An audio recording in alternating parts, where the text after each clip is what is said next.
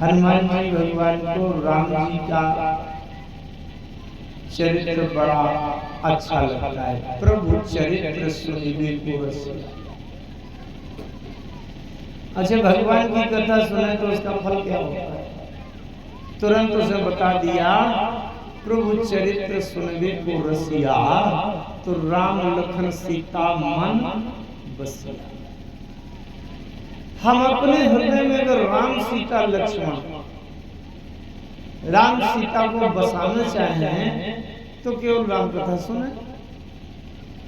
और बिल्कुल स्पष्ट बात मानस में आई है।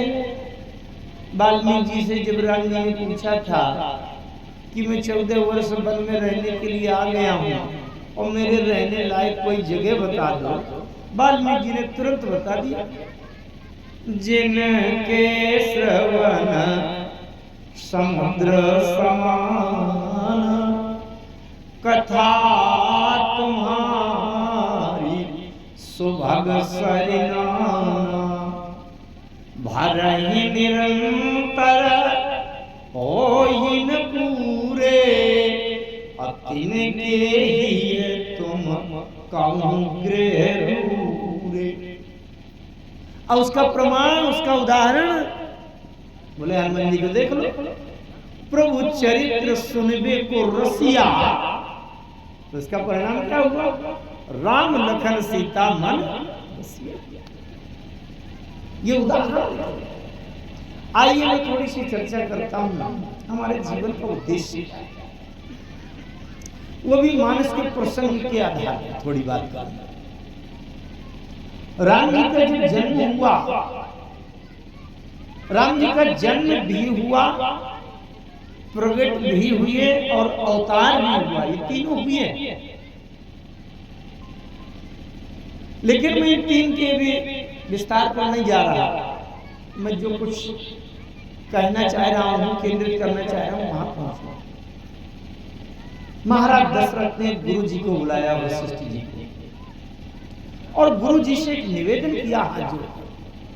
पहले तो उनके पाद प्रक्षालन किया, चरण धोया, गुरु जी की पूजा की और हाथ जोड़कर एक निवेदन किया, करी पूजा भूपति यश भाखा, धरिय नाम जो मुनि गुण राखा।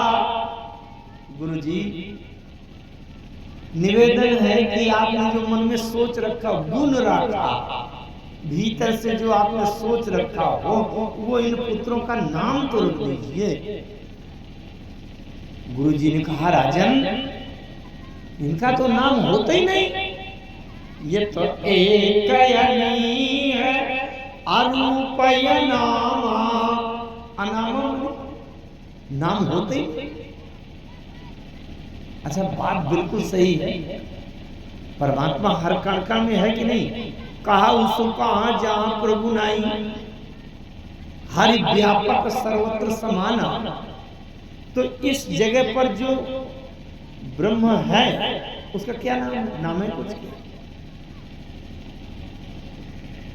गुरु जी ने कह दिया उनका नाम होता नहीं, एक अनीय अरूप अनाम।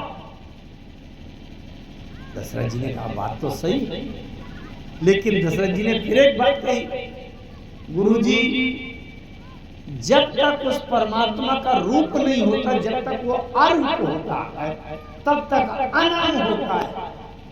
और जब अब अरूप का रूप हो गया है तो अनाम का नाम भी हो सकता है कि नहीं?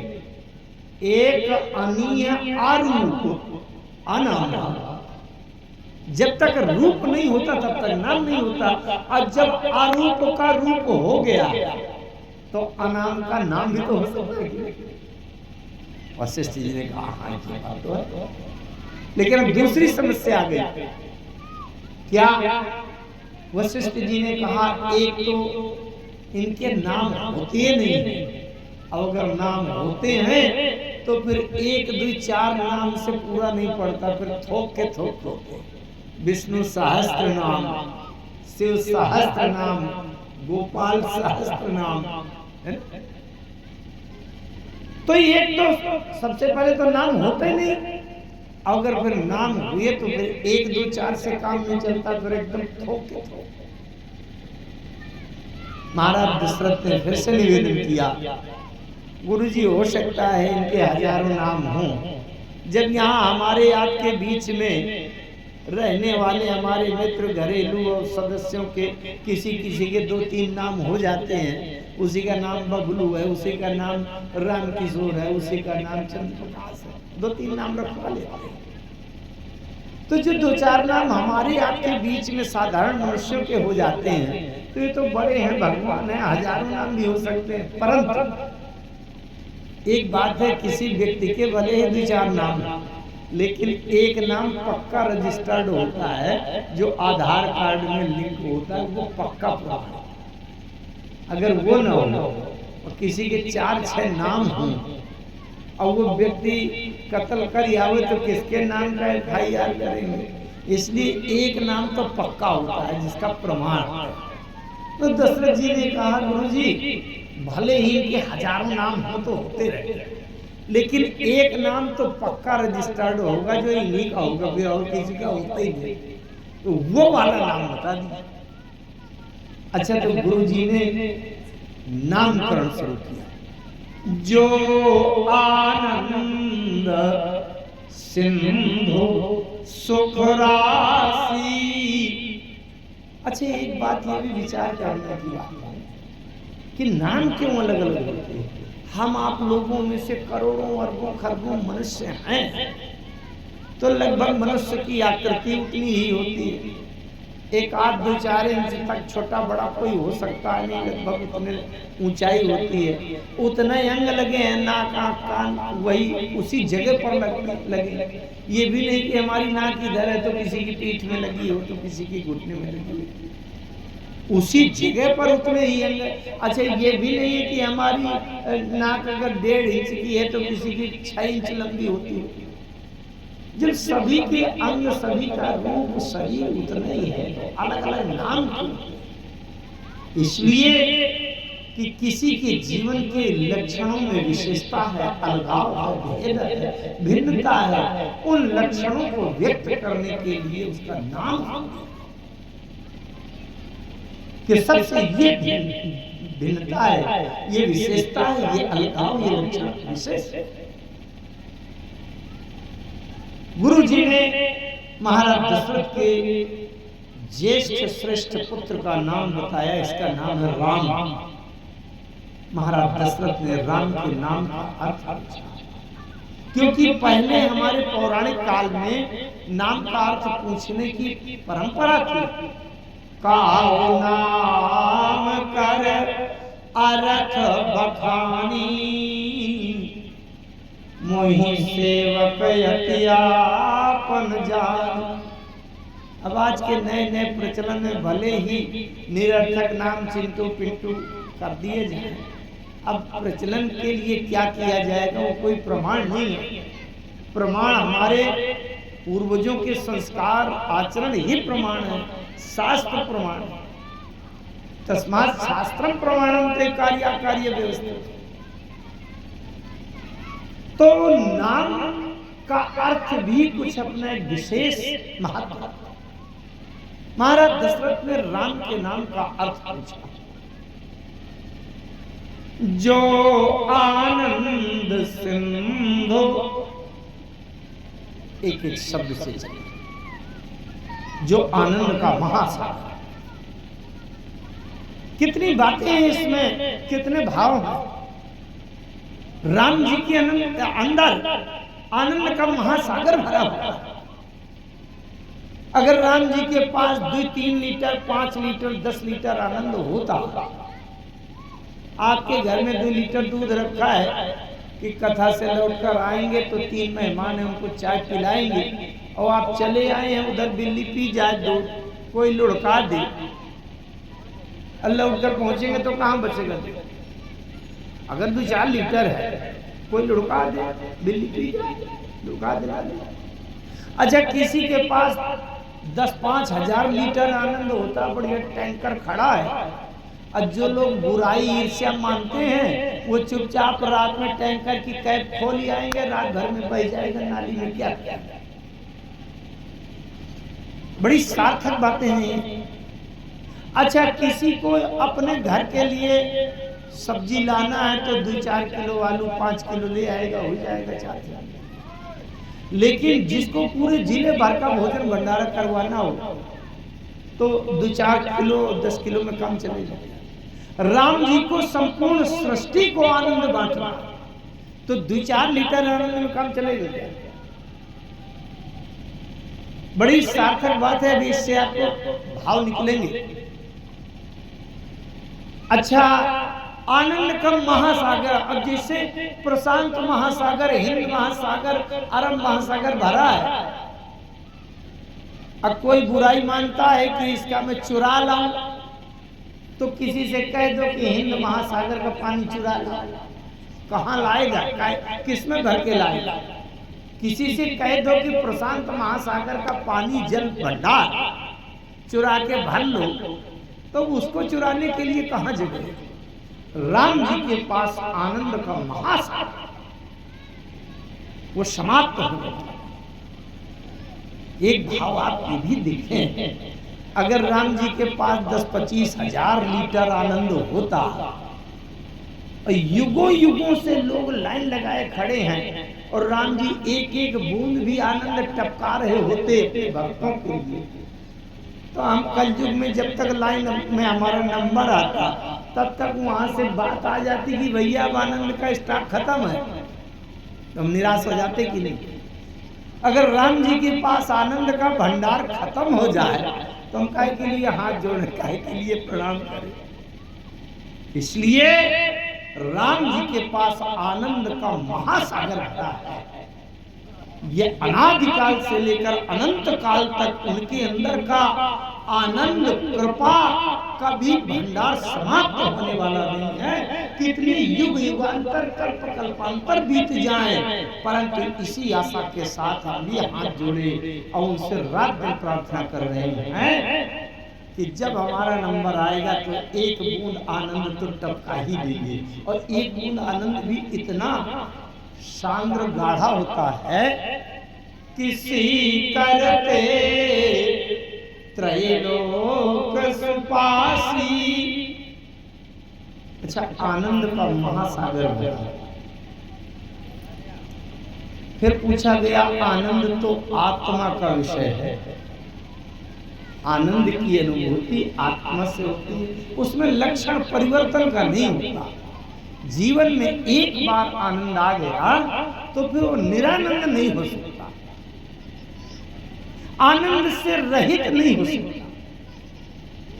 जबकि जो सुख आता है तो कभी कभी सुख आ गया 10-5 दिन 1 महीना खूब हुआ और अचानक कोई ऐसी घटना मोड़ आ गया कि सिरे पीट रहे हैं 10-15 दिन, कोई घटना दुर्घटना।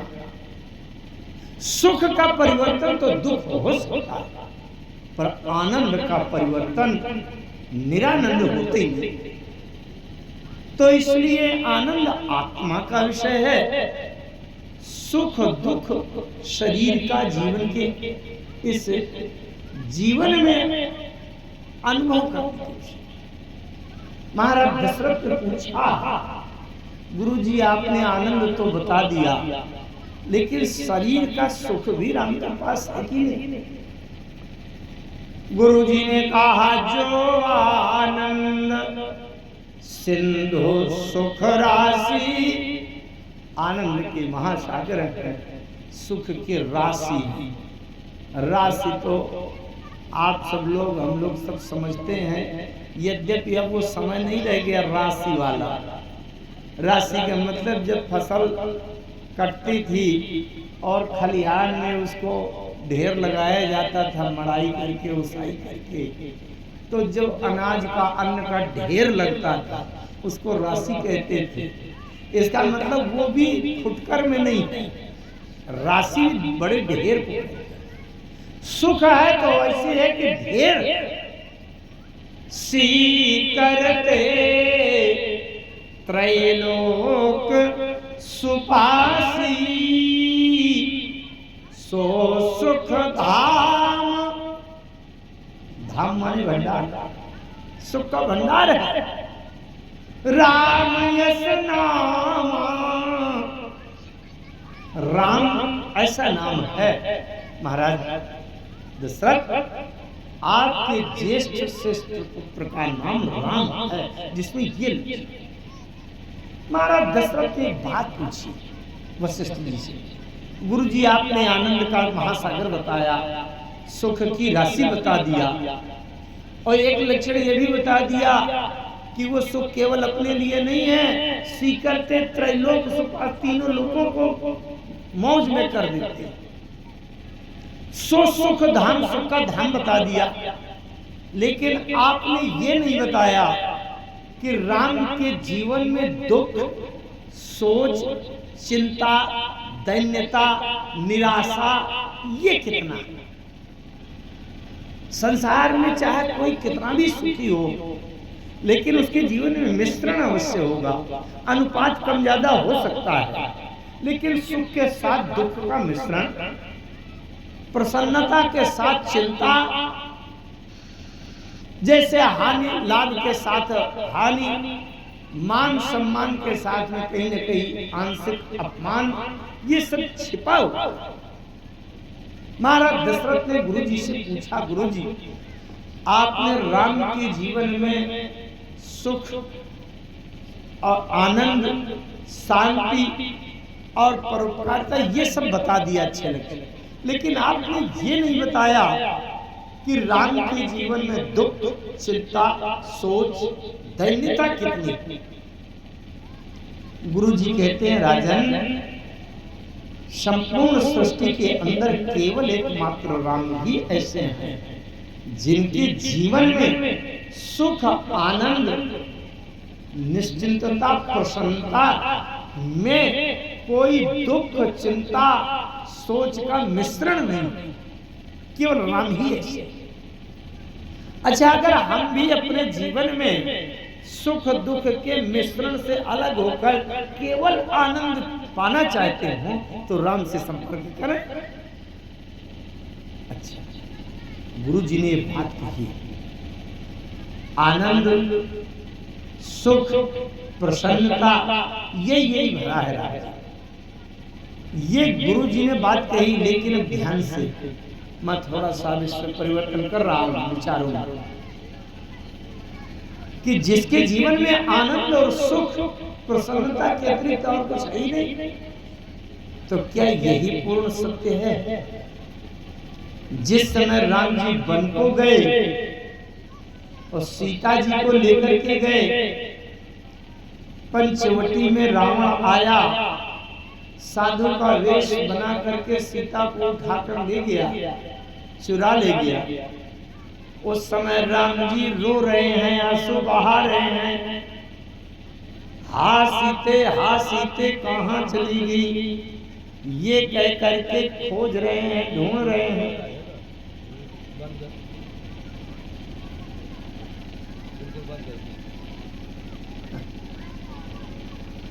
तो ये देखा गया कि राम जी में जो आनंद था, सुख था, ना तो आनंद का एक और लक्षण रह गया और न सुख रह गया।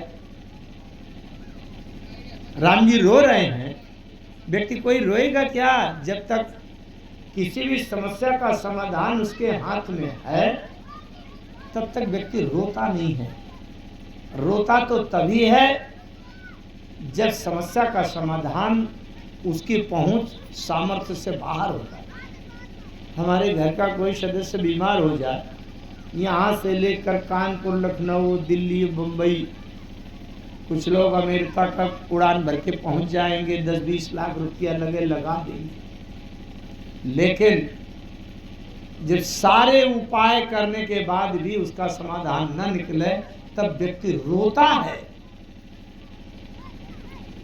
तो जब सीता जी के हरण के बाद राम जी सीता जी की खोज करते समय रो पड़े और यहां तक कि पागल जैसे हो गए।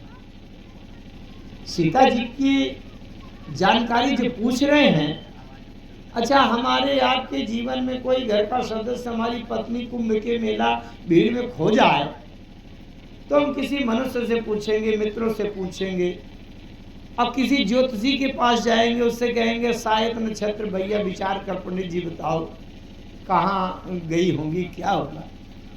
तो व्यक्ति मनुष्य की जानकारी मनुष्य से पूछता है, परंतु राम जी किससे पूछ रहे हैं? हे खगमृग हे मधुकर श्रेणी तुम देखी सीता मृगनेनी। लक्ष्मण जी ने बहुत समझाने का प्रयास किया, क्योंकि हनुमान नाटक में तो बात आई है कि सीता जी का हरण हो जाने के बाद राम जी अपने तक को भूल गए, मैं कौन हूं। लक्ष्मण को देखा, तुम कौन हो, कौन है, यहाँ क्या कर रहे हैं। लक्ष्मण जी समझ गए कि सीता जी के खो जाने के हरण के कारण राम जी का मानसिक संतुलन बिल्कुल गड़बड़ हो। तो लक्ष्मण जी ने समझाया, प्रभु आप धैर्य रखिए, आप अयोध्या के चक्रवर्ती नरेंद्र महाराज दशरथ के ज्येष्ठ पुत्र राम हैं, मैं आपका छोटा भाई, आपके चरणों का सेवक लक्ष्मण हूं। हमारे साथ में माता जी भाभी श्री जानकी जी थी, किसी दुष्ट ने उनका हरण कर लिया है, लोग ढूंढ रहे हैं, प्रयास कर रहे हैं, मिलेगी। गोस्वामी जी ने भी संकेत कर दिया, लक्ष्मण समझाए बहुभांति। लक्ष्मण जी ने जब बहुत समझाया तो अब पूछत चले लता तरुपाती, पेड़ पौधों से पूछने लगे। लक्ष्मण जी को धैर्य हुआ कि चलो कम से कम ये होश तो आया कि सीता जी को ढूंढने तो लगे, पूछने तो, अभी तक तो अपने को ही भूल गए थे कि मैं कौन, तुम कौन हो। तो अब ये तो होश आवास ज्ञान संज्ञान आया कि कम से कम हमारे साथ में कोई थी, अब वो गायब हो गई तो पूछत चले लेता तो सुधार तो हुआ, कम से कम याद तो आई सीता है। लक्ष्मण जी ने फिर निवेदन किया, तब हे खगमृग हे मधु, ये मैं आपसे बताऊं, यद्यपि मेरा विषय और कहीं जा रहा है, लेकिन आपसे बताऊं राम जी पागल नहीं है। ये जो राम जी पेड़ पौधों से पूछ रहे हैं, ये पेड़ पौधे ऐसे वैसे नहीं है कि जैसे हमारे आपके यहाँ ये जो नीम जामुन ये महुआ आम होते हैं, ऐसे वैसे पेड़ नहीं। ये वो वृक्ष हैं जो राम जी जब जिस वन में जाकर के रहते हैं, और राम जी को मान लीजिए आम का फल बहुत अच्छा लगता है, और किसी आम के बगीचे में जहां ऐसे जंगल में गए हैं जहां आम के 100 पेड़ हैं, लेकिन इसी समय पर गए हैं, कार्तिका गहर के महीने में चले गए और आम के पेड़ हैं, और राम जी वहां रहेंगे 5 दिन 2 दिन 5 दिन 10 दिन 15 दिन, और इसके बाद और कहीं चले जाएंगे। आम के पेड़ ने सोचा कि मैंने संसार वालों को पढ़ा दूंगा थोड़ी आपके नजदीक,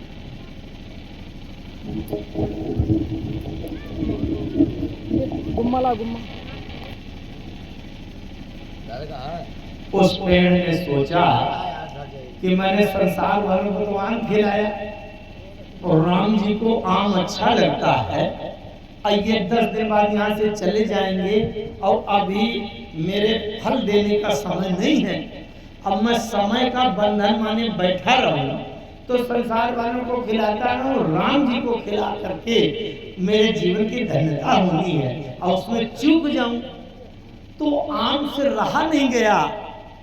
अब उसने अगहन के महीने में भी बढ़िया पका हुआ दशहरी आम लटका दिया कि राम जी खा ले तो मेरा ये जीवन धन्य हो जाए। ये मानस में बात आई। सब तरु फरे राम हित लागी, ऋतु अरुपुरित काल गति त्यागी। आप सोचिए कि जो पेड़ पौधा राम जी की सेवा के लिए अपने प्राकृतिक समय की सीमा को भी नकार देता है, क्या वो केवल लकड़ी का पेड़ होगा? राम जी का जहां संपर्क हो जाए, जहां निवास हो जाए, वो जड़ भी चेतन हो जाता है। दूसरी बात, राम जी जब गए थे मारीच को मारने, तो किसके देखरेख में सीता जी को गए थे? वन दिशि देव सौंपी सब काहू, चले जहां रावण सिराहू। वन देवता को, वन देवी को, दिशा देवता को, इनको सौंप करके राम जी जिम्मेदारी में देकर के सीता की रक्षा आपकी जिम्मेदारी। अच्छा, हम अपना बैग रख करके आपके भरोसे चले जाएं और आधा घंटा बाद आवे, बैग ना हो तो आप से लोग पूछेंगे जिसकी देख रेख में रखे गए। तो राम जी उन्हें वृक्षों से पूछ रहे हैं, ये बताओ मेरी सीता कहाँ? इस चेतन हे खगमृग हे मधुकर श्रेणी, तुम देखी सीता मृग ने, क्यों पूछ रहे हैं? ये साधारण बात नहीं है।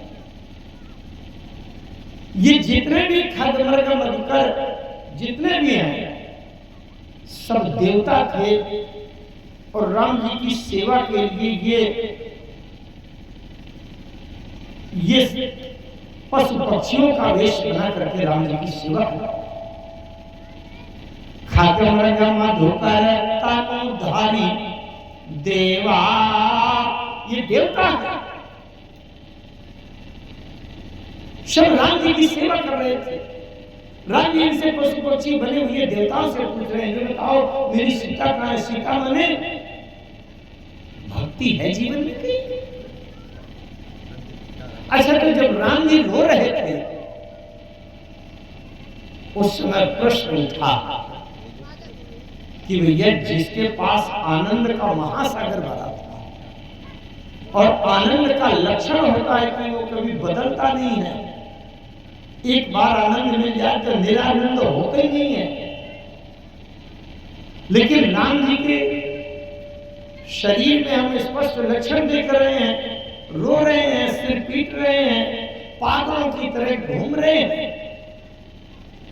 बल्कि एक बात मैं कहूं बड़ी बारीक, हमारे आदरणीय मिश्रा जी तो बहुत अच्छी कोटि के विद्वान है।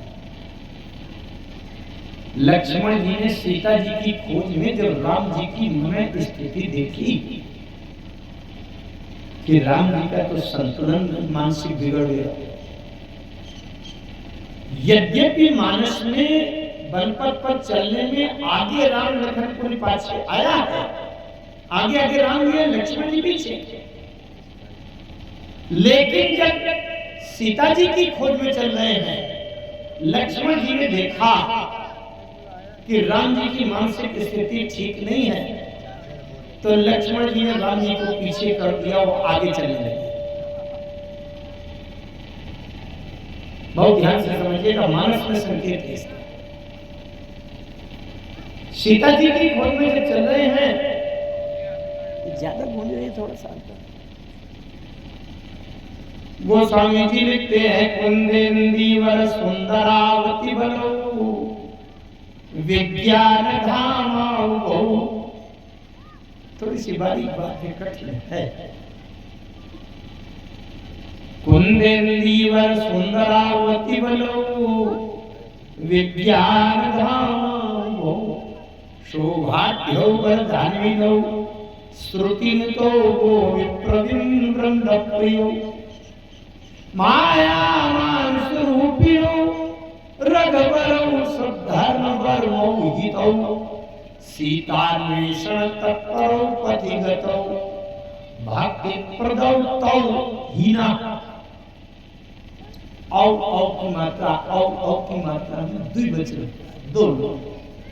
तौ माने वे दोनों, सा औ ते कौन? राम लक्ष्मण, लेकिन क्रम क्या है? कुंदेंदीवर, इसको अलग अलग करें, कुंद और इंदीवर। कुंद माने जानते हैं? कितने लोग जानते हैं कुंद? एक फूल होता है जो कमल की प्रजाति का होता है, लेकिन कमल से लक्षण वो भिन्न होता है। कमल दिन में खिलता है, और कुंद माने जो गड्ढों में तमाम जगह होता है, जिसको अपने ग्रामीण क्षेत्र में तो गुल्लू का फूल भी कह देते हैं, तो रात में खिलता है। कुमुद, कुमुदनी, उसको कुंद कहते हैं। छोटा सा होता है, पीला पीला निकलता है, बच्चे लोग गड्ढों से तोड़ लाते हैं, उसकी डंडी को पीछे से तोड़ करके इधर उधर माला जैसा बना लेते हैं। तो कुंद वो पीला सफेद होता है। कुंद से लक्ष्मण जी का संकेत है। और इंदीवर, इंदीवर माने होता है नीला कमल, केवल कमल नहीं, नीला साथ में। इंदीवर माने नीला कमल। कुंद पहले आया और इंदीवर बाद में आया। इसका मतलब कुंद माने गोरा वाला आगे चल रहा है, और इंदीवर माने नीले कमल के समान राम जी, तो नीले कमल की वाला बाद में चल रहा है। इसलिए कुंद इंदीवर, कुंद इंदीवर माने गोस्वामी जी ने संकेत कर दिया कि लक्ष्मण आगे हो गया। पता नहीं जिसका मानसिक संतुलन बिगड़ गया हो, गड्ढे में घुस जाए, नाले में घुस जाए, कहां चला जाए, कांटों में गिर पड़े। और फिर गोस्वामी जी ने लिख दिया, आगे चले बहुरी रघुराया। बहुर माने फिर से परिवर्तन कर लिया, और फिर से राम जी को आगे चले और चले। चलिए, मेरा विषय नहीं था, मेरा भी विषय जहां स्थिर होना वहां पर पहुंचे। किसी ने राम जी से पूछा, और किसी ने क्या, सती जी ने भगवान भोलेनाथ से पूछा, देवादिदेव महादेव त्रिलोकीनाथ से पूछा, भोलेनाथ ये देखिए आपके राम जी रो रहे हैं, इन राम को क्या कहें? दुखी राम, पागल राम, अज्ञानी राम, दीनहा राम, निर्बल राम, क्या राम कहे? भाई राम जी रो रहे हैं। हे सीता तुम कहां गई? इसका मतलब ज्ञान है नहीं, सर्वज्ञ होके तो यही ज्ञान समझ गया, सीता को राम उठा लिया। अच्छा, सबल राम होते तो जाने की जरूरत ही नहीं थी, वहीं से बाण मारते जहां रावण होता, और रावण को मार करके वही बाण सीता को उठा ले गया। इसका मतलब राम ना तो सर्वज्ञ है, ना सर्वशक्तिमान है, और ना धैर्य है, ना भीतर से आनंद है, कुछ नहीं। इनको कौन सा राम कहें? एक बार बड़े ध्यान से सुनना, यद्यपि ज्यादा कठिन बात मैं करूंगा नहीं, लेकिन फिर भी एक बात आ रही है। मानस में कुछ वेदांति की चौपाइयां हैं। बिनु पद चले सुनई बिनु पाना, कर बिनु कर्म करे विधि नाना, आनंद रहित सकल रस भोगी, बिनु बानी बक्ता बढ़ोगी, तन बिनु परस नयन बिनु देखा, गाहे ध्यान बिनु बास सेखा, अस सब भांति अलौकिक। ये ब्रह्म के लक्षण, बहुत ध्यान से सुनिएगा। कुछ लोग तो राम जी में ये लक्षण ढूंढने का प्रयास किया करते हैं, ढूंढते हैं कि बिनु पद चले सुने बिनु पाना, तो यहाँ और कर बिनु कर्म करे भी देना उस प्रसंग में। मैं कह देता हूं विनम्रता पूर्वक कि दशरथ पुत्र राम जी के चरित्र में ब्रह्म का एक और लक्षण कहीं नहीं है। बड़े ध्यान से समझिएगा मेरे बात। अगर ब्रह्म के लक्षण राम जी की आचरण चरित्र में दिखाई पड़ते होते हमको आपको, तो सती जी को भी दिखाई पड़ जाते, तो सती जी के जीवन में प्रश्न न रह जाता। बात समझ रहे हैं? जैसे एक कोई व्यक्ति आ रहा है, उसने हमसे पूछा एक विशिष्ट व्यक्ति का परिचय कि जा रहे हैं वहां 100 लोग बैठे हैं, हम कैसे पहचानेंगे कि मिश्रा जी कौन? हमने बता दिया वहां से, वो कोट पहने हैं, काला चश्मा लगाए हैं और लंबी दाढ़ी रखाए हैं, ये लक्षण बता दिया। अच्छा, यहाँ आया और दाढ़ी रखाए, काला चश्मा, कोट और सारे लक्षण वही के वही मिल गए, तो पहचानने में क्या परेशानी? तुरंत जाके पकड़ लेगा, अरे आप। लेकिन वो व्यक्ति जब वहां गया तो जो लक्षण बताए गए थे वो सब गायब थे। वो कोट नहीं पहने, वो तो बनियान पहने बैठे, जो लंबी दाढ़ी थी वो सब मुंडन हो गया, काला चश्मा गायब हो गया, जो कुछ बताए वो लक्षण सब गायब है। तब तो उसको ये होगा कि ये वो नहीं है जिसका लक्षण बताया गया था, वो नहीं है। लेकिन जो एक बहुत मर्म को जानने वाला व्यक्ति, उसके वेशभूषा, कोट, कपड़ा और चश्मा, डंडी, छड़ी, दाढ़ी के अलावा उस व्यक्ति को पहचानते हैं, तो वो आकर के तुरंत कह देगा, भैया ये कुर्ता कोट चाहे 20 बार बदल दे और चश्मा, घड़ी, टाई ये चाहे जितनी बार बदल दे, ये इसको मैं अंदर से जानता हूँ, ये वही है। भले ही दाढ़ी वाला दाढ़ी बीमार दिया हो, मुंडन करा दिया हो, तो भी मैं इसको, बात ध्यान से समझिएगा। सती जी को लक्षण बताया गया था। महर्षि कुंभज ने कथा में बताया कि राम जी अच्छा, राम कथा क्या है? राम की सर्वज्ञता, राम जी की सर्वशक्तिमत्ता, राम जी सर्वेश्वर हैं, यही सारे लक्षण, उनकी महिमा, उनका यश, उनकी वाहवाही, उनकी प्रशंसा कहना ही राम कथा है। और क्या? तो महर्षि कुंभज ने जब कथा सुनाई तो निश्चित है कि 50 बार राम जी को सर्वशक्तिमान कहा, सैकड़ों बार राम जी को सर्वज्ञ कहा, सर्वसमर्थवान कहा, ये सब कहा होगा। और सती जी ने जब देखा कि सीता का हरण हो गया, राम जी भूल रहे हैं, तो सती जी ने एको लक्षण नहीं देखा। ना तो राम जी में सर्वज्ञता दिखाई पड़ी, न राम जी में सामर्थ्य दिखाई पड़ा। सती जी को संशय हो गया, क्यों? बाहर का लक्षण, ब्रह्म वाले लक्षण एको नहीं। सती जी ने भगवान भोलेनाथ से पूछा, भोलेनाथ अब आपके राम जी को क्या कहें? दुखी राम, पागल राम, अज्ञानी राम? और आप तो कहा करते थे कि जो आनंद सिंधु सुख रस। भगवान भोलेनाथ ने कहा, सती मैं तुमको अंदर से जानता हूं, तुम केवल बाहर के लक्षण देख करके ये लक्षण पर तर्क करती हो, मैं इनको अंदर से जानता हूं। ये बाहर से चाहे जितने आंसू बहावे, चाहे जितना कहे कि सीता कहां गई, मैं इनको अंदर से जानता हूं। इसलिए रोते हुए राम को भी भगवान शंकर ने कह दिया, जय सच्चिदानंद जग पावन, अवस कही चलो मनोज में सावन। जय सच्चिदानंद, सच्चिदानंद सत्य में, चेतन है और ये खूब आंसू बहाव है, लेकिन आनंद भरा, आनंद का महासागर। ये चाहे जितना अनजान बने कि सत्य है,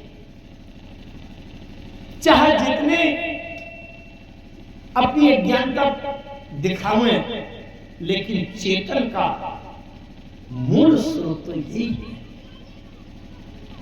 ये शंकर जी अंदर से, लेकिन बाहर से जो लक्षण देख करके सच्चिदानंद की पहचान हो जानी चाहिए, वो सारे लक्षण राम जी ने गायब कर दिए। बाहर से देखने में ब्रह्म के लक्षण गायब हैं।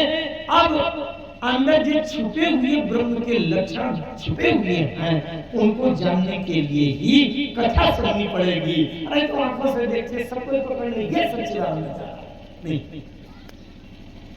इसलिए बाहर से दिखाई देने वाले लक्षण में बिन पद चले सुने बिन पाना कर बिन कर्म कराए बिन जाना ढूंढने की जरूरत नहीं, बल्कि ये लक्षण दिखाई पड़े एक जगह, परंतु राम जी में नहीं, भगवान शंकर में दिखाई गए।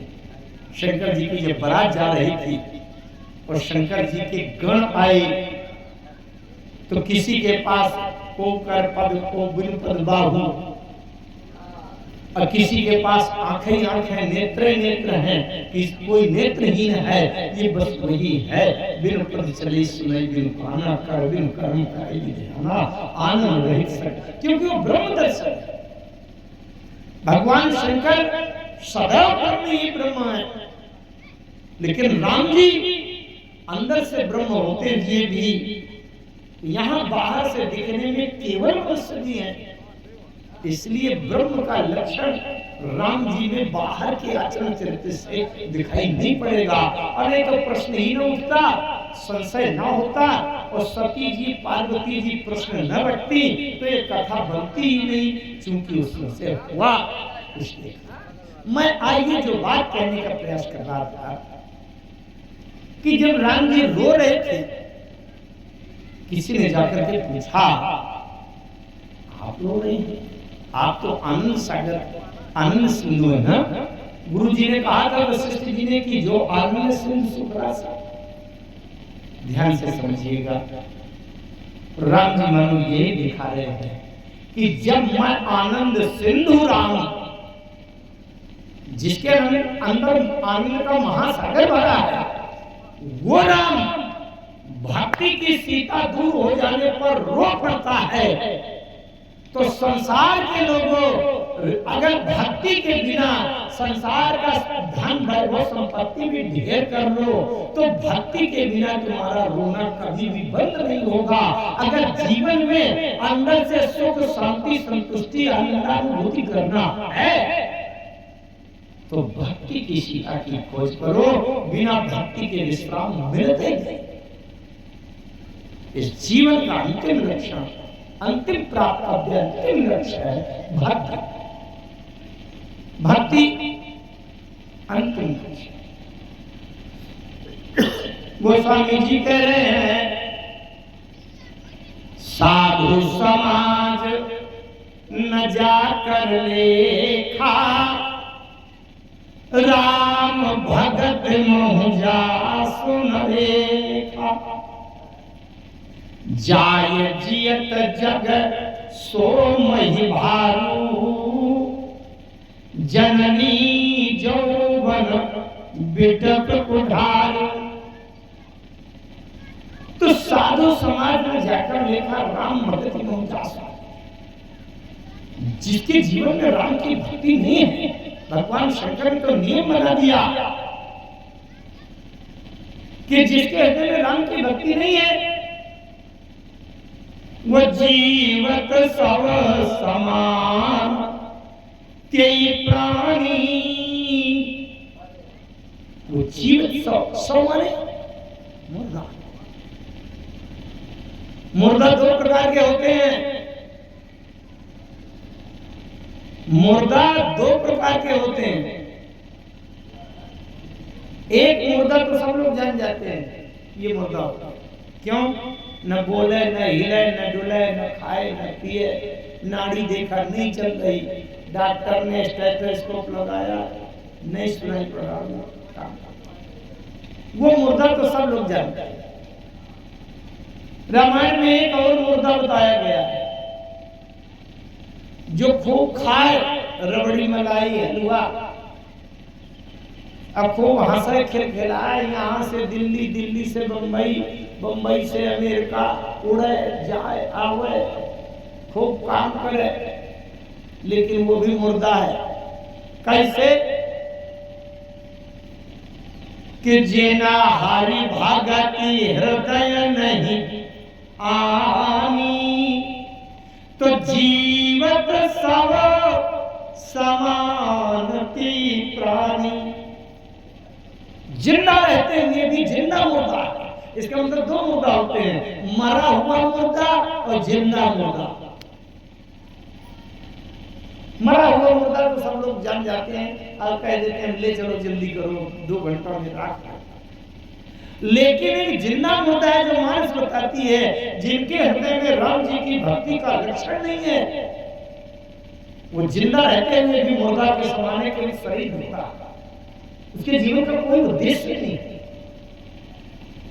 राम के माने में बताना चाहते हैं कि भक्ति के बिना जब आनंद सिंधु राम मैं राम रो पड़ा, अज्ञानी हो गया, पागलों की तरह हो गया, तो मैं ये बता रहा हूं कि जब आनंद सिंधु राम भी भक्ति की सीता के बिना दीनहीन और असहाय दुखी रोता हुआ है, तो इससे शिक्षा दे रहा हूं कि संसार के मनुष्यों अगर अपने जीवन में रोना बंद करना है, दुख चिंता से मुक्ति पाना है, तो भक्ति की खोज करो अपने जीवन में। और वो भक्ति बाहर से दिखने वाली नहीं, अंदर से हृदय वाली।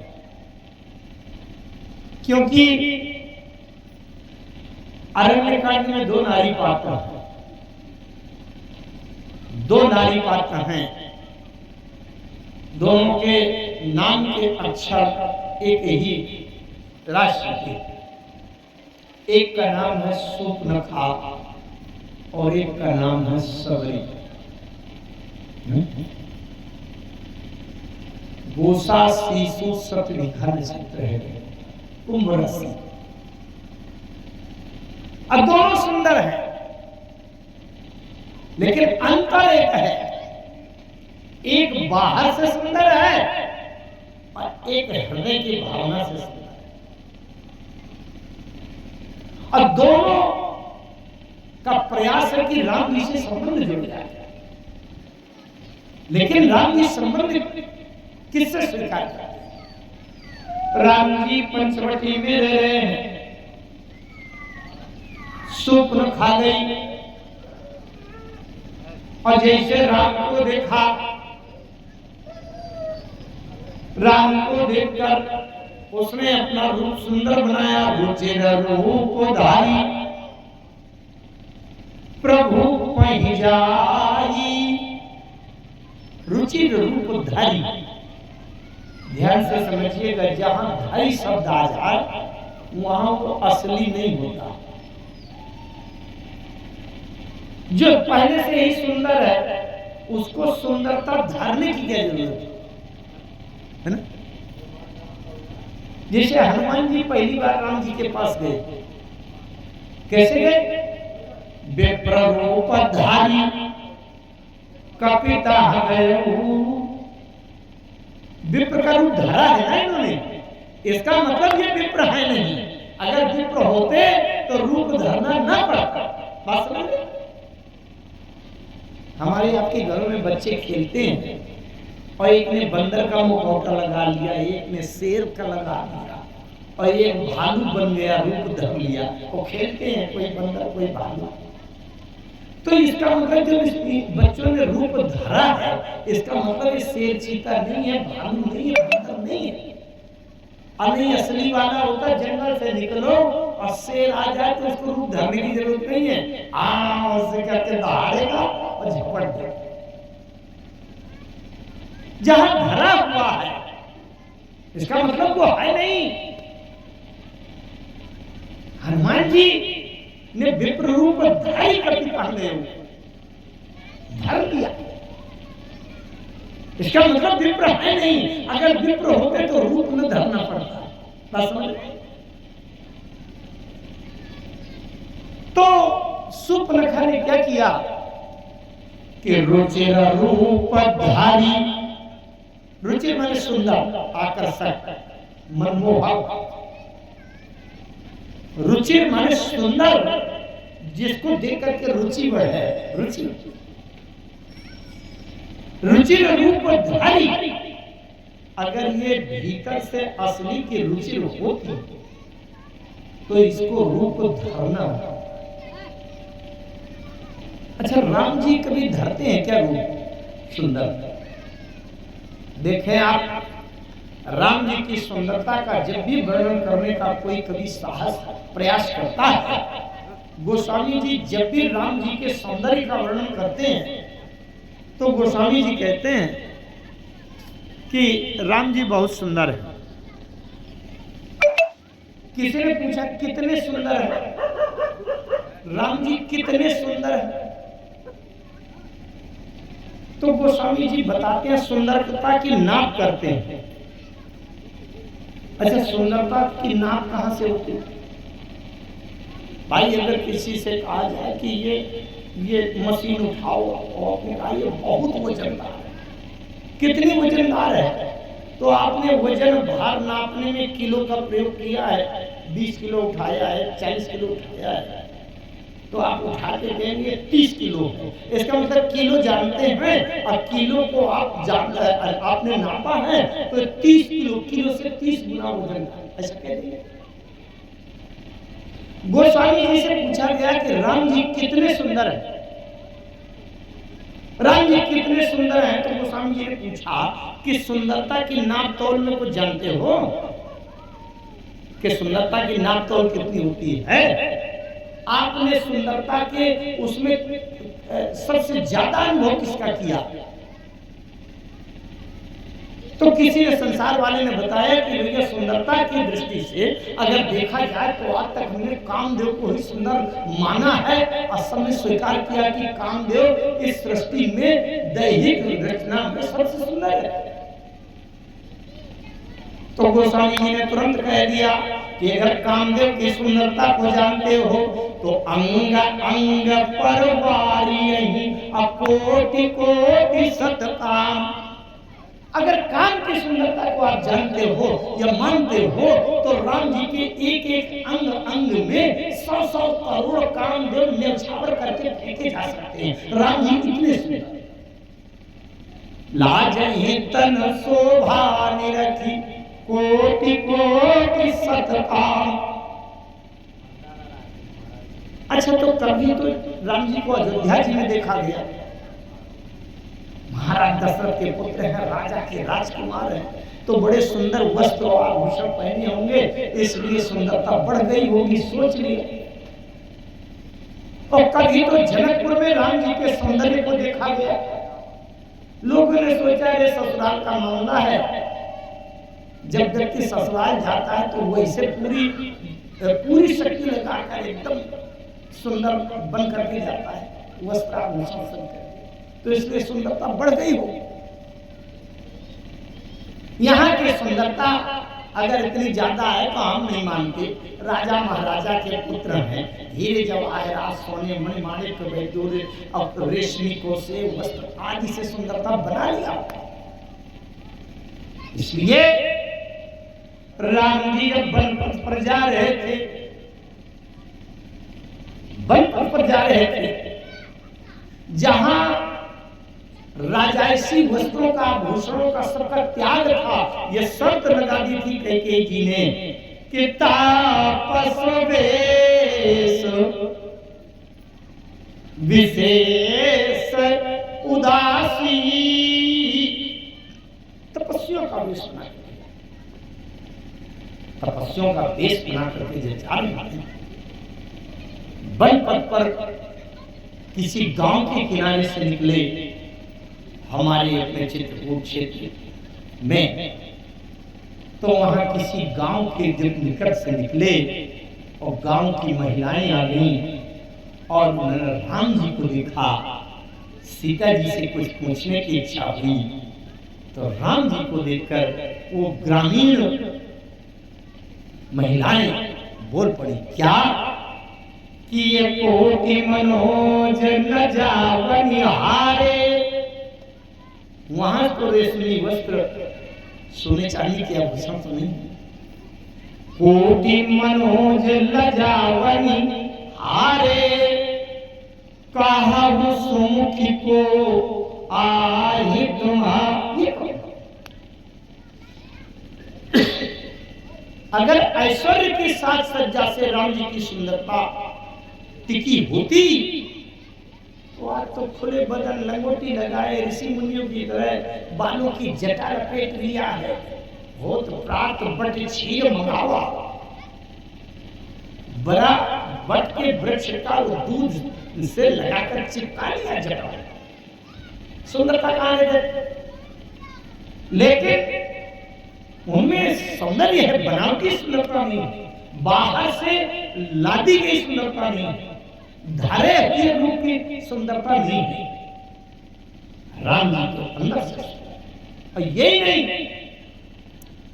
बल्कि यहाँ की थोड़ी सी बात चल रही है तो विस्तार ले लूं, फिर मैं आगे चलूंगा उसी में भक्ति की। यहाँ जब राम सीता लक्ष्मण चल रहे हैं, इनके चलने की पद्धति क्या है?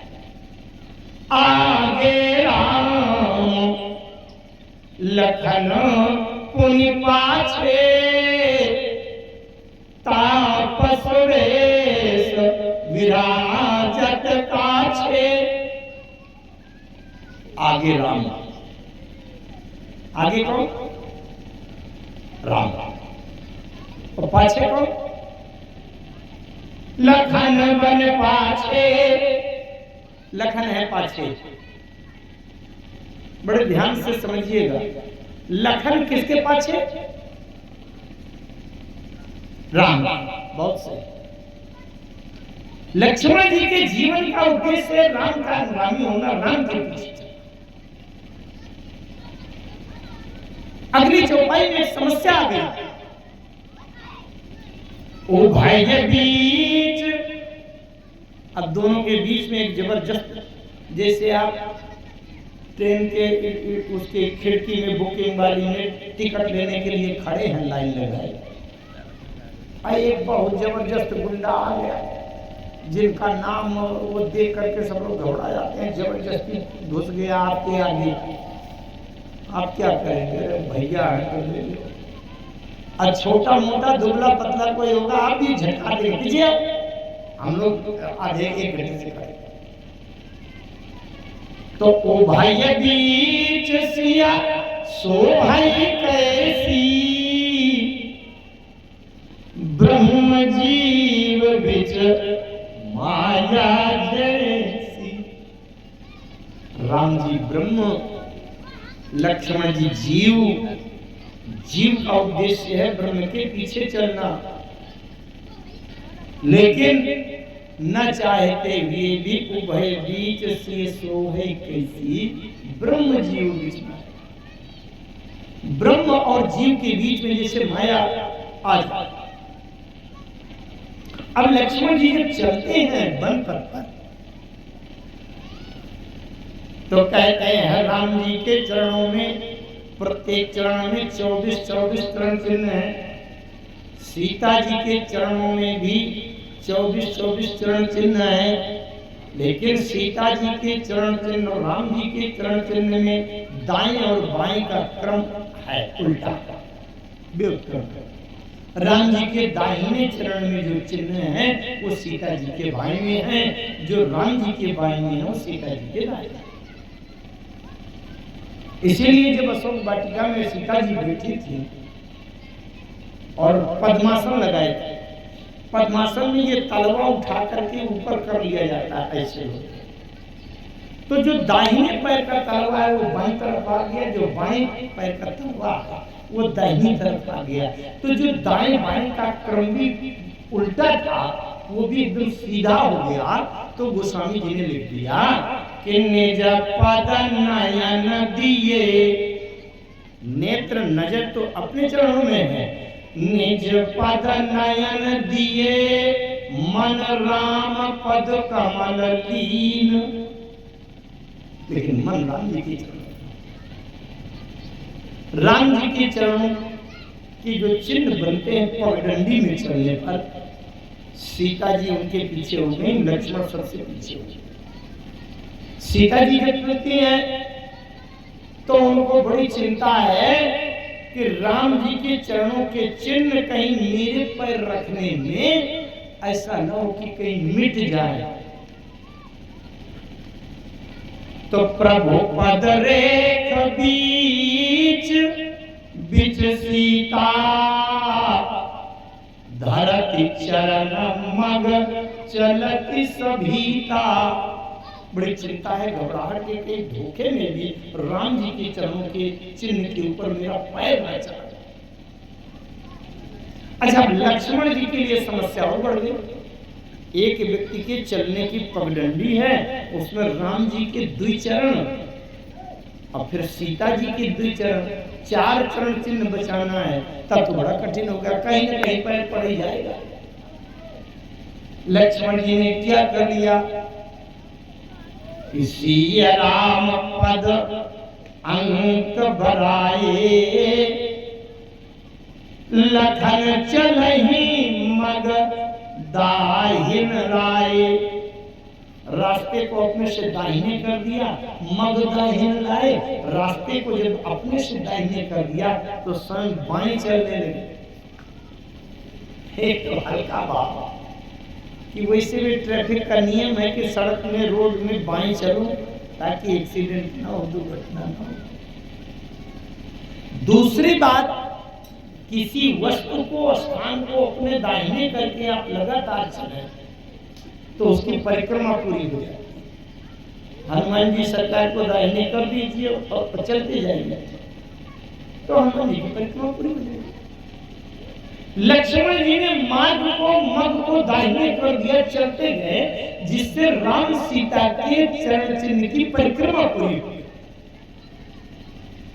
तीसरा भाव क्या है जो बड़ा तात्विक हैसियत है।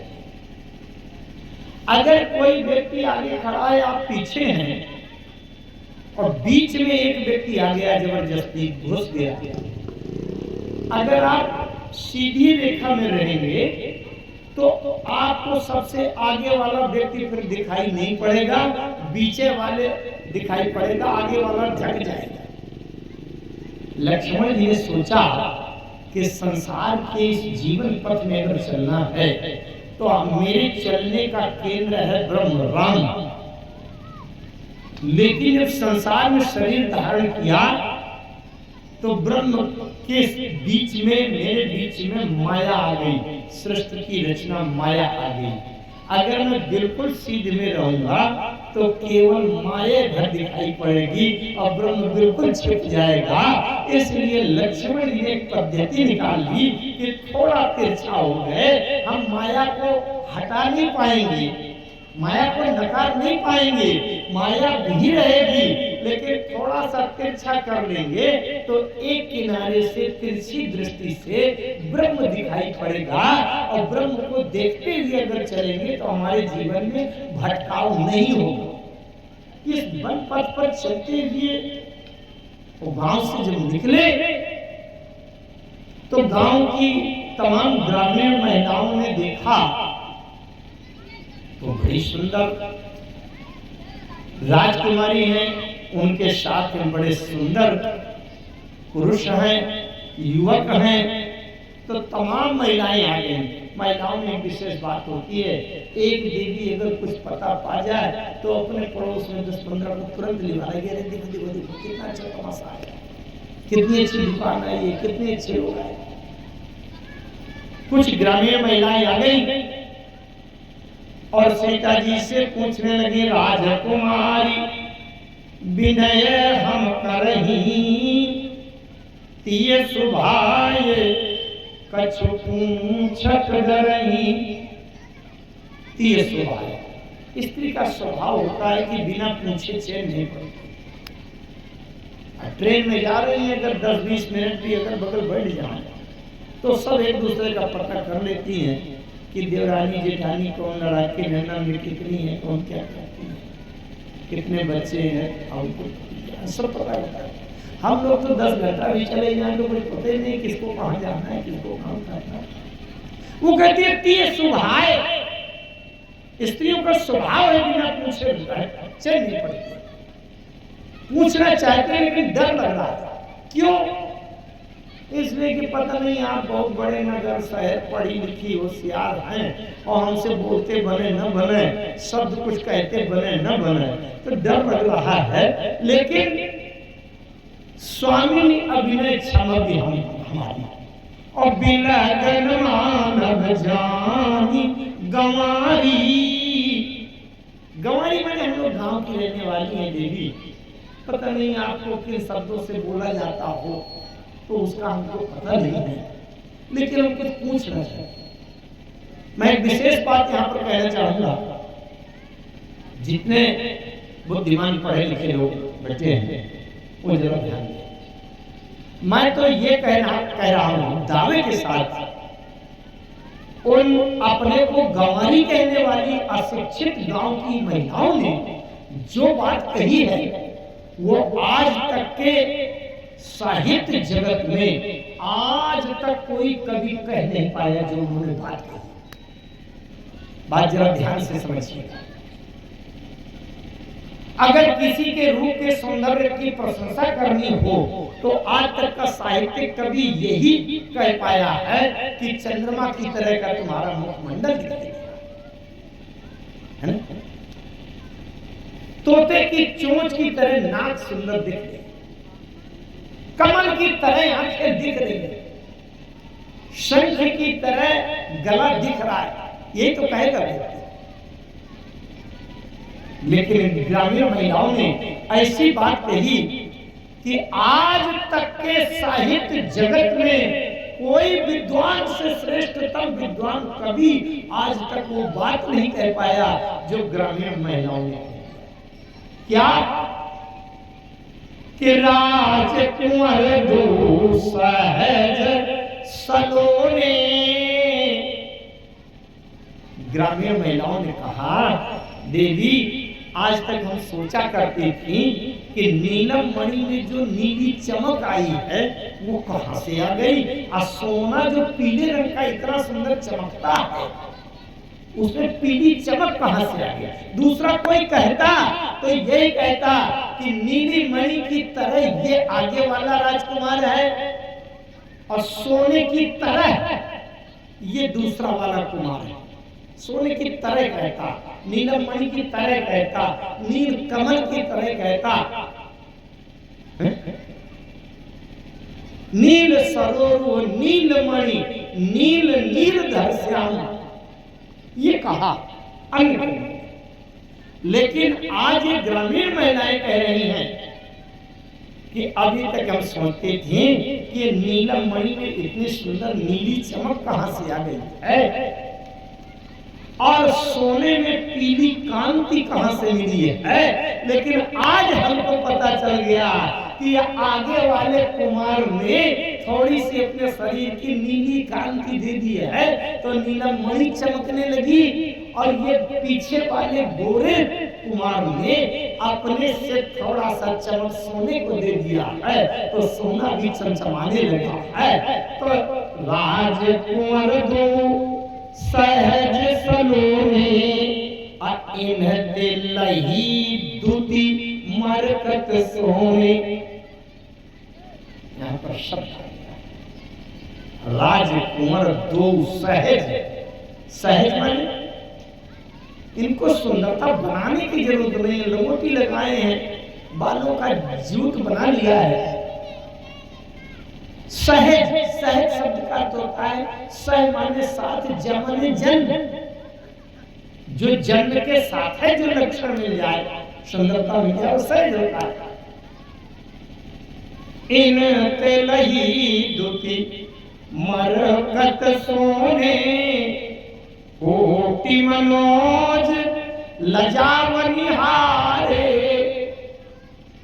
इसका मतलब अगर राजसी वस्त्राभूषण सौंदर्य श्रृंगार के कारण इनकी सुंदरता श्रेष्ठ होती तो अब ये सुंदर न रह गए होते, लेकिन ये राजकुमार दो सहज सलोने, इनको सुंदरता जन्म से ही मिली है, बाहर से सुंदरता कहीं से बनाने की जरूरत नहीं। अच्छा, तो सीता जी ने भी कितना बढ़िया परिचय दिया। आप देखें, जब उन्होंने पूछा ये कौन है, सीता जी कह रही हैं कि जो गोरे वाले हैं सहज सुभाय सुभग तन गोरे, सहज सुंदर, जिनका शरीर को गौरांग चमक रहा, नाम लखन ध्यान से सुनना, एक ही वाक्य में दोनों का परिचय हो गया। इनका नाम तो लखन है, नाम लखन लघु, लघु माने छोटे।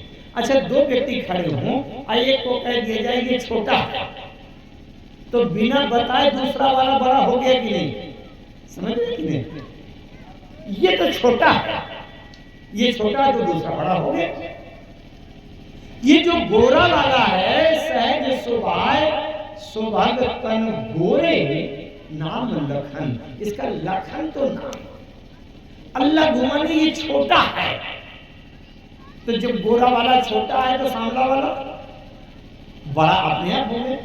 लघु और देवर, ये मेरा देवर है, और जब मेरा देवर है और दूसरा वाला इससे बड़ा है तो देवर का बड़ा भाई कौन होता है अपने आप पे पता चल गया कि नहीं? लेकिन जब उन ग्रामीण महिलाओं ने पूछा और बताइए, तब बहुरे बदन विदु अंचली की पिय तन चितई भौं करना खंजन मंजू तीछे नयननी तिन सिय कहो निज पति कहो कि नहीं सिय सयन। ये तो बीच में प्रसंग आ गया केवल ये बताने के लिए कि राम जी का जो सौंदर्य है, लक्ष्मण जी का जो सौंदर्य है, वो बाहर से बनाने की आवश्यकता नहीं। ये सहज है, जन्म के साथ, सह माने साथ, जब हमें जन्म से ही। मैं बात कर रहा था दो महिलाओं की जो अरण्य कांड में, एक का नाम शूर्पणखा और दूसरी का नाम सांबा। यद्यपि एक बात कहूं मैं, दो महिलाओं की और अगर समानता करें, तुलना करें, तो दो महिलाएं, दो नारी पात्र ऐसी हैं जिनके नाम की राशि एक, नक्षत्र एक का नाम सीता और एक का नाम शूर्पणखा। गोसा शिशु सप्तभिका नक्षत्र। सीता गई पुष्प वाटिका में और शूर्पणखा गई पंच वाटिका में। वाटिका का नक्षत्र एक। सीता ने राम को देखा और शूर्पणखा ने राम को देखा। सीता ने जब राम को देखा पुष्प वाटिका में, तो भीतर से इच्छा हुई कि ये मुझे जीवन साथी मिल जाए तो बहुत अच्छा होगा। और शूर्पणखा ने राम को देखा, शूर्पणखा के मन में भी हुआ कि ये मुझे दुल्हा रूप में मिल जाए बहुत अच्छा होगा। देखिए, यहां तक कोई दोष नहीं। अगर दोष होता तो सीता जी को भी दोष लग जाता। बहुत ध्यान से समझिएगा, सीता और शूर्पणखा में बहुत सूक्ष्म अंतर है, थोड़ा सा। क्या? पुष्प वाटिका में जब सीता जी ने राम जी को देखा, ये तो हृदय से हुआ कि ये मुझे जीवन, मेरे प्राणनाथ बन जाए, मुझे पति रूप में मिल जाए, मैं जीवन धन्य हो जाए। और वहीं तो सोचती हैं, तो दारुण तो सीता जी के हृदय से किसी ने भीतर से कहा कि अगर तुम्हारी इच्छा है कि पति रूप में मिल जाए तो प्रस्ताव करो। सीता जी ने कहा बिल्कुल नहीं।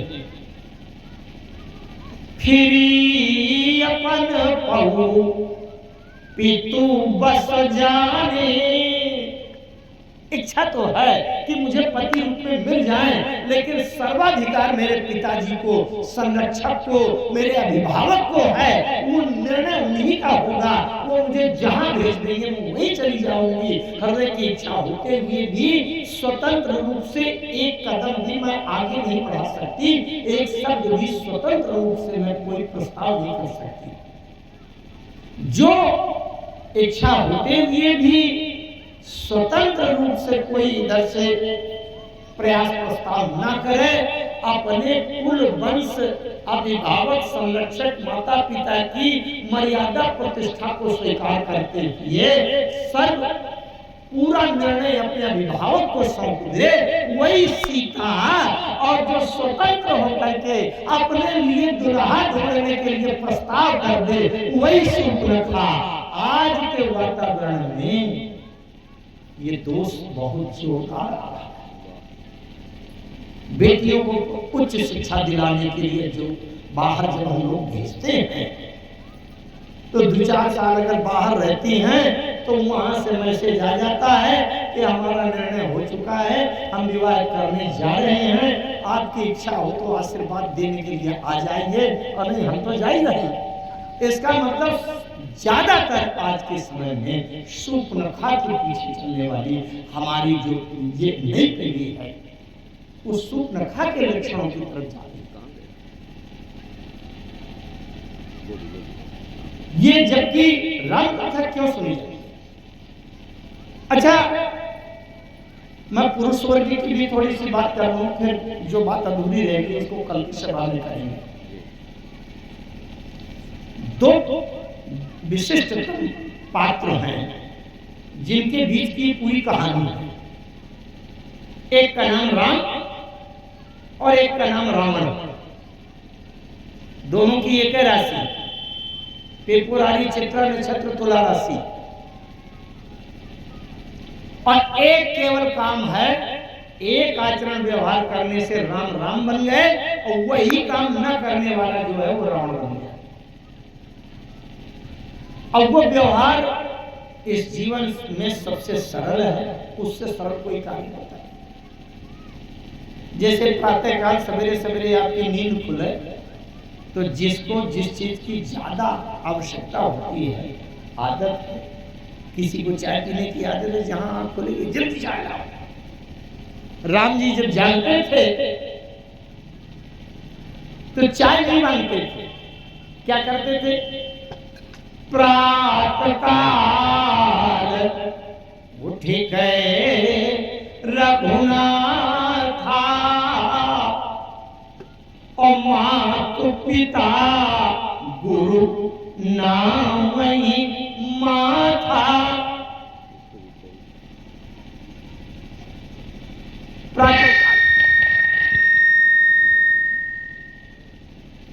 राम जी जब प्रातःकाल उठते थे, माता पिता और गुरु को प्रणाम करने से उनके दिन का प्रारंभ होता।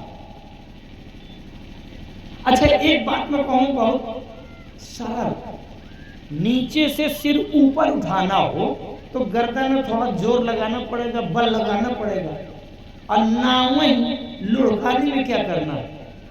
ये नसों की ताकत छोड़ो, अपने आप ही लुढ़क जाएगा। इससे सरल काम और कुछ हो ही नहीं सकता। नीचे गिराना। मैं एक बात का दावा करता हूं, यहां पर बहुत उच्च कोटि के विद्वान श्रेष्ठतम बैठे। राम जी ने पूरी रामायण में कुछ नहीं किया, केवल माता पिता गुरुजनों को प्रणाम किया है, और जो हुआ है सो अपने आप ही हुआ है, राम जी को करना नहीं पड़ा। इस बात का प्रत्येक प्रसंग में प्रमाण दे सकता। अच्छा, ये काम जिसने नहीं किया, अरे मां नहीं मातु पिता नहीं देवा, असाधुन सन करवा वही सेवा, जिनके यह आचरण भवानी, तेजान्यो निश्चर सब प्राणी। अच्छा, इससे सरल कुछ हो नहीं सकता।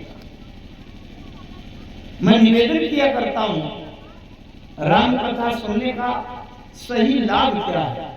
केवल कहानी की तरह से सुना, इधर से निकल गई और बहुत बढ़िया कथा हुई, केवल इससे हमारे जीवन का कल्याण नहीं होता।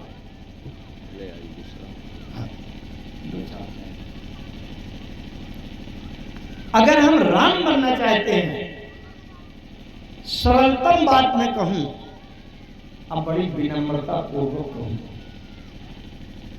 कि आप केवल माता पिता गुरु बड़े बुजुर्ग साधु संत देवताओं को सिर झुकाना शुरू कर दीजिए, प्रणाम करना शुरू कर दीजिए। माता पिता घर में जो उपलब्ध हैं वो शरीरी जीवन के भगवान होते हैं। माता पिता के चरणों में सिर रख करके प्रणाम करना शुरू कर दीजिए।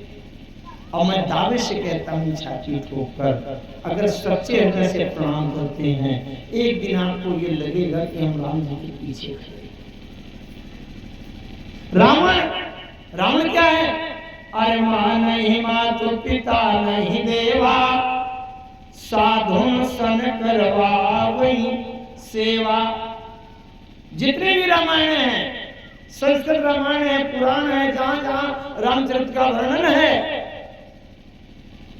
मैं बड़े दावे के साथ कहता हूं कि शंकर जी ने सिर काटकर, वो रावण ने अपना सिर काटकर शंकर जी की पूजा तो कर दिया, लेकिन आज तक किसी धर्म शास्त्र में मैंने ये नहीं पढ़ा कि शंकर जी चले आ रहे हो तो सिर झुकाकर रावण ने साष्टांग दंडवत प्रणाम किया हो, ऐसा कहीं नहीं है। सबसे बड़ी कमी क्या है? माने मातृ पिता नहीं देवा, साधु शंकर वही सेवा। जिसका सिर झुकता नहीं उसका सिर तो कटे जाएगा। जिसका सिर माता पिता के चरणों में नहीं झुकता वही रावण है। और माता पिता गुरुजनों के चरणों में सिर झुकाकर सुबह शाम प्रणाम करें, वो राम के पीछे एक दिन पहुंच जाएगा, राम के पीछे खड़ा होगा। अगर इतना सा आचरण भी हम अपने जीवन में संकल्प न कर सकें, आचरण न कर सकें, तो अभी राम कथा क्या सुनी। मैं वहां बोल रहा था कि सुपनखा और शबरी जी के बीच में, जिसकी चर्चा के लिए अब आज समय लगभग पूर्ण हो गया है, क्योंकि दूर का ये स्थान है, सबको 1-8 किलोमीटर 1.5 किलोमीटर जाना है। हाँ, 3-3 किलोमीटर। तो इसलिए अब आज की चर्चा तो यहीं पर विराम ले रही है, इसके आगे की चर्चा हम कल करेंगे। आइए 2 बार भगवान की शरणागति में समर्पण करें, तत्पश्चात पानी को